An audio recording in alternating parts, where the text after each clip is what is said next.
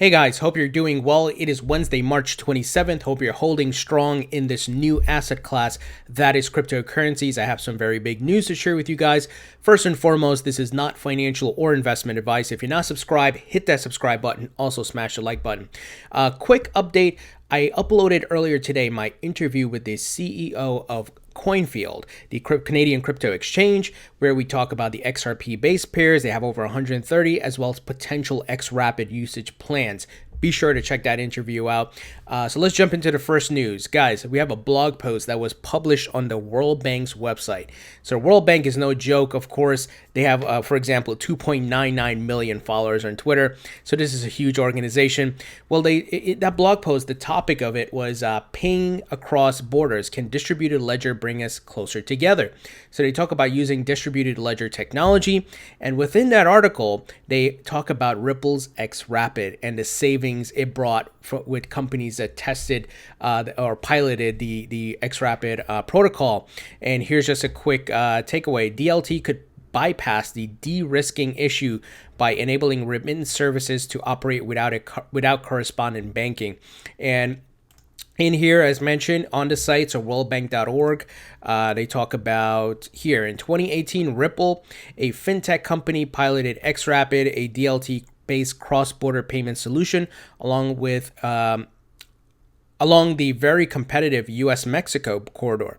Financial institutions involved in the pilot saved 40 to 70% in foreign exchange costs, and the average payment times was just over 2 minutes. The transfer of funds on xRapid took 2 to 3 seconds, with most of the processing time explained by the domestic payment rails and intermediary digital asset exchanges.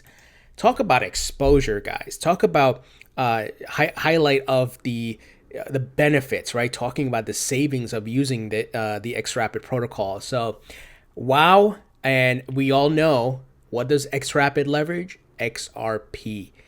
Big things are ahead for Ripple. This is why I have XRP in my portfolio. I hold Bitcoin and other cryptos, but I personally diversify. But I'm most bullish on XRP because I'm not looking at this from any type of ideology standpoint or emotional standpoint. I'm looking at this from facts. What is the utility? What is the adoption? Is the technology, is it superior to the other things out in the market? And it is. And is it solving a problem? And it certainly is. And I believe Ripple is going to be leading the charge in the whole revolution of cross-border payments, guys, and among other things. Now, moving ahead, Huobi Global has said their XRP crypto contract trading is going to go live this Friday. So this is interesting. And you can also win some XRP here. So they're going to select 5 random winners, and they will get 30 XRP each. So you have to comment below in the tweet. So be sure to do that, guys. If you want to get some free XRP, why not? It doesn't cost you anything to do that.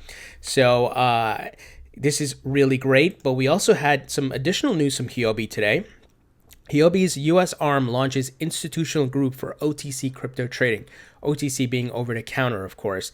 Announced today, the new group at HBUS will be headed by Caitlin Mew, a veteran of asset management powerhouse BlackRock, and discount brokerage Charles Schwab, and Oren Blonstein, who comes from the fintech provider Tora Trading Services. So once again, the U.S. branch of the Huobi Global Crypto Trading Marketplace, and they're going to look to get more institutional money. So we are seeing so much building happening, so much expansion and investment.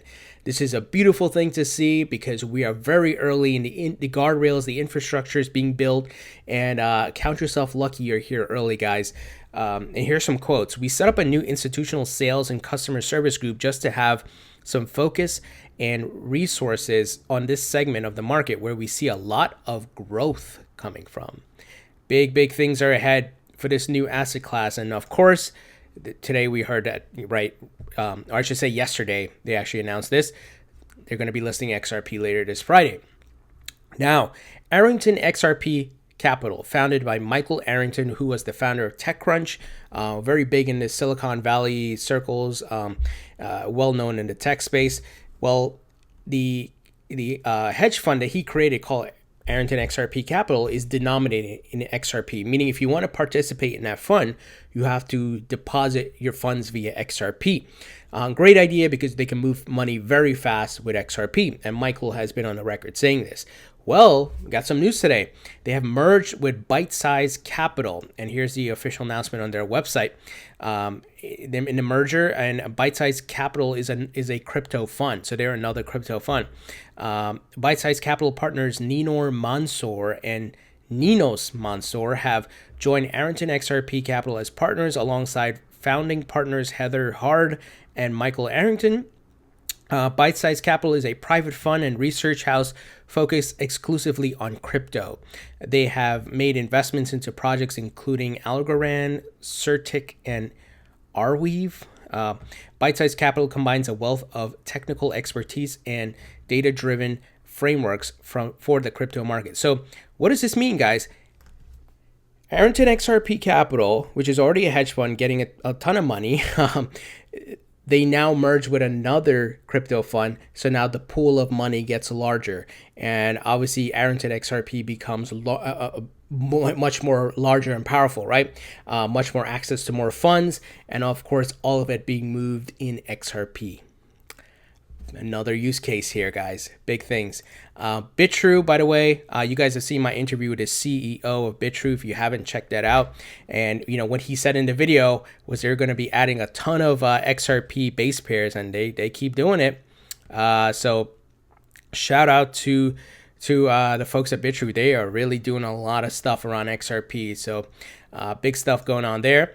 Now, we got a tweet from Ari Paul, who's well known in the crypto market, and he gave some insight here on Fidelity. So as you know, Fidelity Digital Assets launched officially this month, and they said they will be rolling out slowly, but of course they manage trillions of dollars in assets, and imagine some of that money coming over to crypto.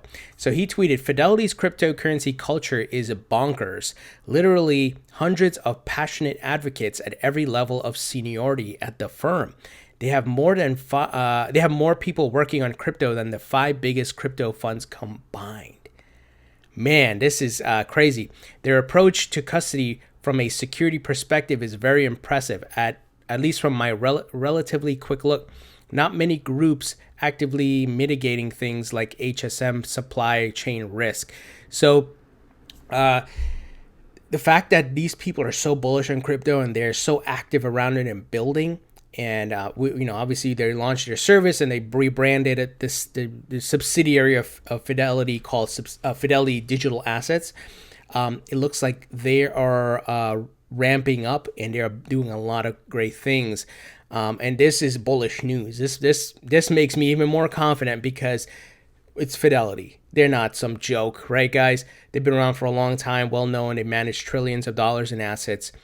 And this is where we have to be patient. Let these folks keep building, doing their thing, and watch them. Eventually, they're going to mass market this thing. It's going to come from the likes of Fidelity and Bakkt and TD Ameritrade with ErisX and many others. So big things are ahead.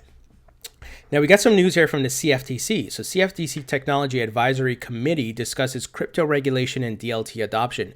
Just recently, we heard from one of the CFTC personnel who talked about, their plans to approve different crypto items like Bakkt. Bakkt is waiting on CFTC approval. No hard dates, of course, but the fact that they're having the dialogue and we're seeing them open up more, it looks like they're warming up to crypto, guys. Same thing we're seeing on the SEC's front, and this is great to see.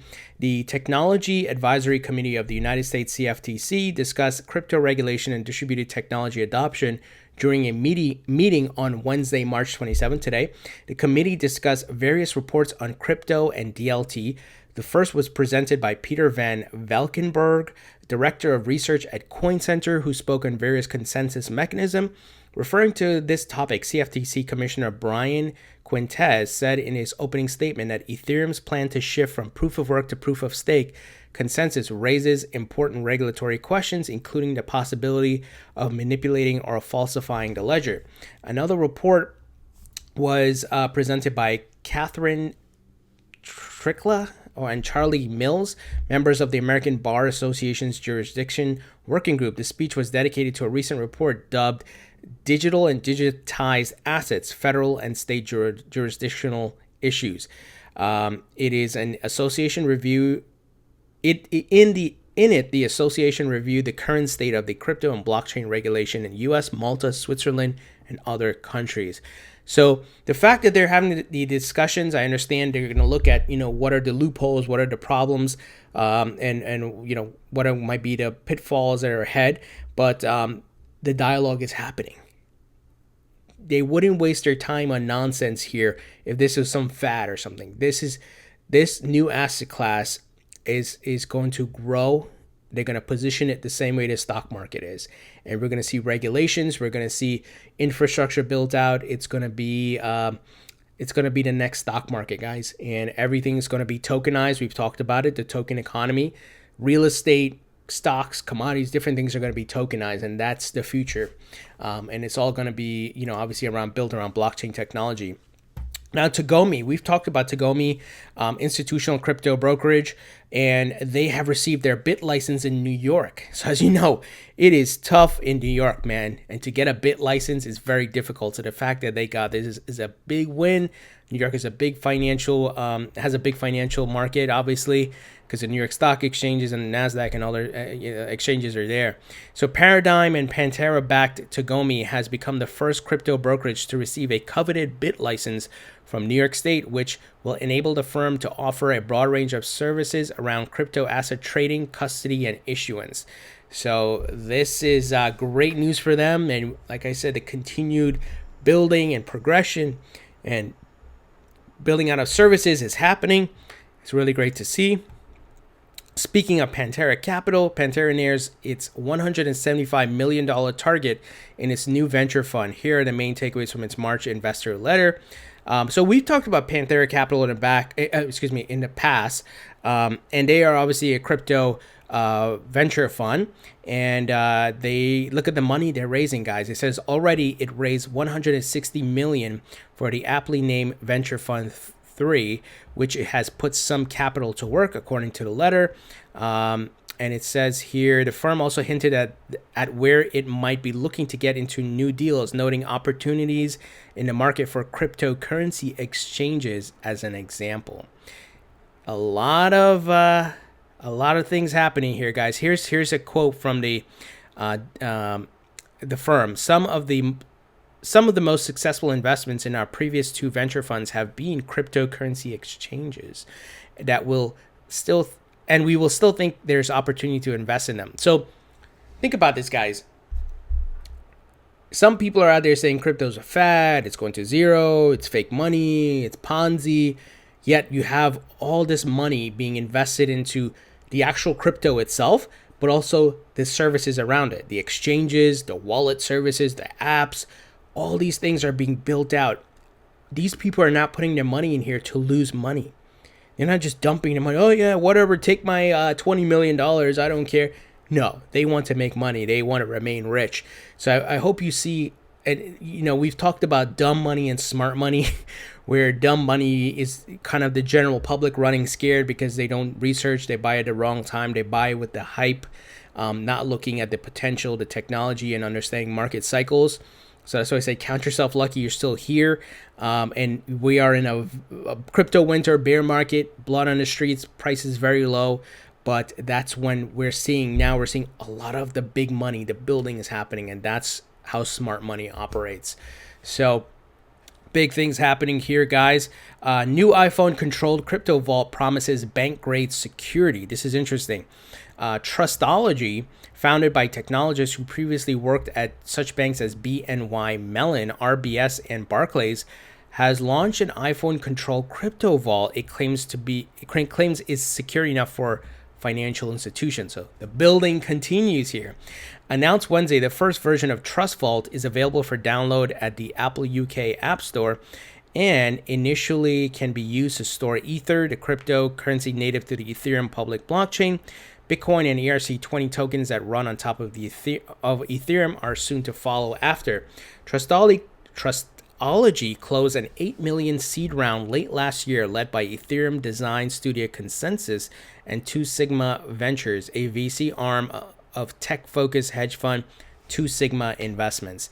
All I gotta say is wow. Now, this is something I want to try out, of course, but it seems like it's in the UK right now, not really in the United States. I don't know if that's a regulatory clarity thing, but interesting services and features and software hardware being built around crypto.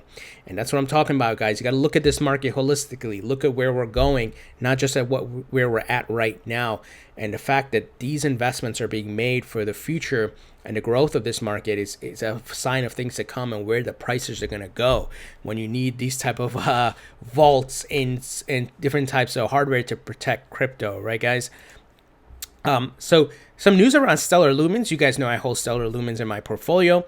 Apparently, Stellar patched an inflation bug and burned the resulting 2.25 billion XLM.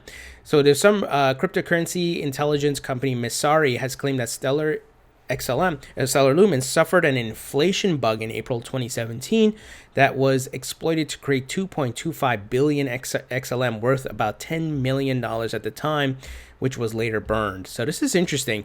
I didn't know about this before, but the fact that they cleaned it up and burned it, that's good to avoid the overinflation. So I wanted to let you guys know about that, if you saw the news. So it looks like it's been resolved. And on that note, Coinbase is giving away $100 million in XLM to users who study Stellar Protocol. So the company stated that the particular session of the program is its biggest yet. Each eligible U.S. user can gain up to $50 for using the program to study the Stellar Protocol. So hop on Coinbase, study the Stellar Protocol, and get your $50 worth of Stellar Lumens. Why not? I'm all about getting whatever I can for free. So it's there, guys. You can check it out. So that's pretty cool. So guys, what do you think about this news? A lot of great things happening in the crypto market. I know the price doesn't reflect it, but once again, you got to look at this holistically. You got to look at the timeline we're in, what cycle of the market we're in, the fact that we're waiting for regulatory clarity, and we got to be patient, right? These things will eventually come to fruition, but we got to be patient. And I hope you guys see the vision here and all the building and the movement of money. And the fact that these people are dumping millions into this to building services and different software and hardware and devices and whatever it is around crypto. It is truly amazing because once again we're seeing the birth of this asset class, guys. So what do you think? Leave your thoughts and comments below. Thumbs up if you like this video. Please subscribe if you haven't already. Don't forget to follow me on Facebook and Twitter. If you'd like to support the channel, check out my donation links and Patreon group link as well. Thank you for your support, and I'll talk to you all later.